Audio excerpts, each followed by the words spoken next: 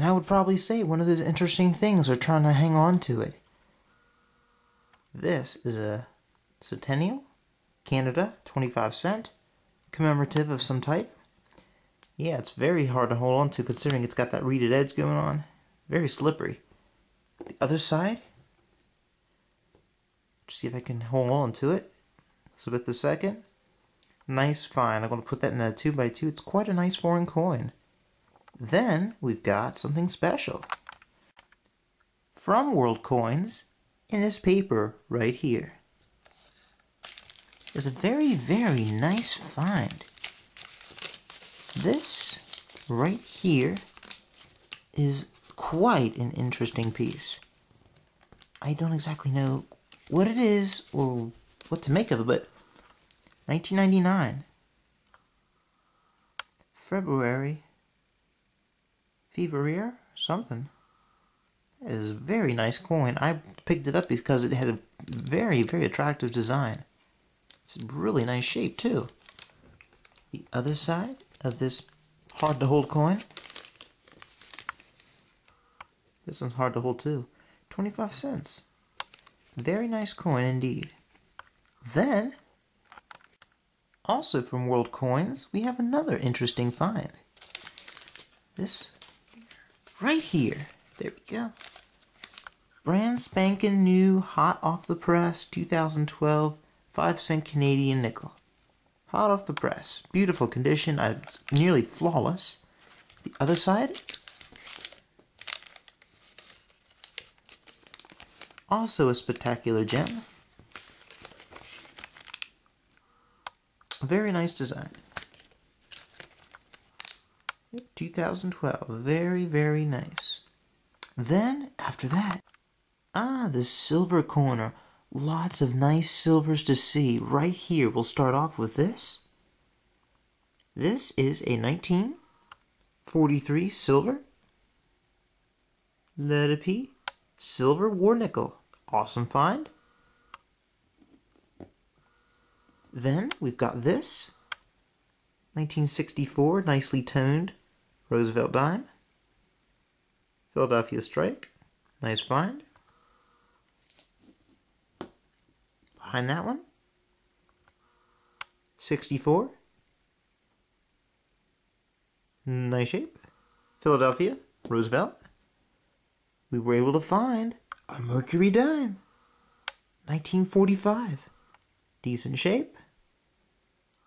And from the Philadelphia Mint with no mint mark. Quite a nice find. Then after that, another silver. This one, a 64. Of course, 64. This one, also from Philadelphia. No Denver so far. Then we've got this. A fabulous silver quarter. And you can tell by just looking at it, it's old. From 1934. This is a fabulous find. From 1934. Got a full nice shape rim on the front.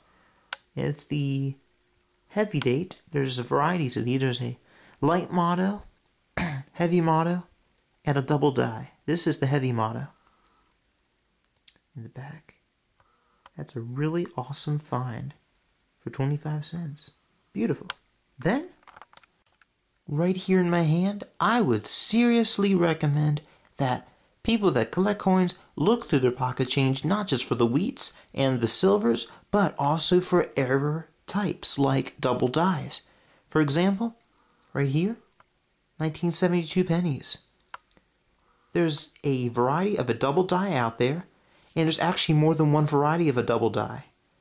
And because I was looking through my change, I came across something awesome. Right here. An absolutely astounding 1972 Double Die Obverse number 8 type with very fine 35 condition. Notice how thick the date is. And I actually have taken photographs for you to see of this. Take a look.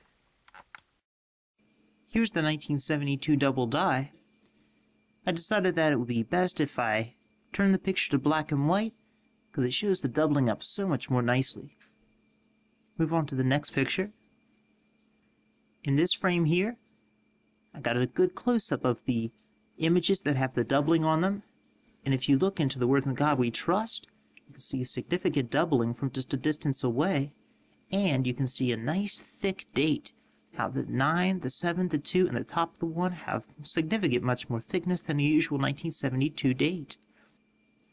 In this next photograph, I've inquired arrows to point out the exact points where the doubling is taking place on this date.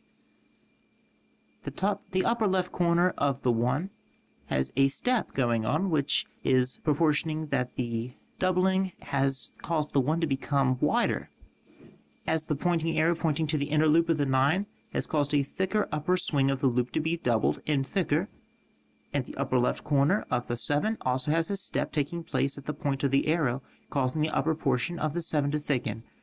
Same also with the base of the 2 and the upper portion of the top of the 2, which also has a step going on.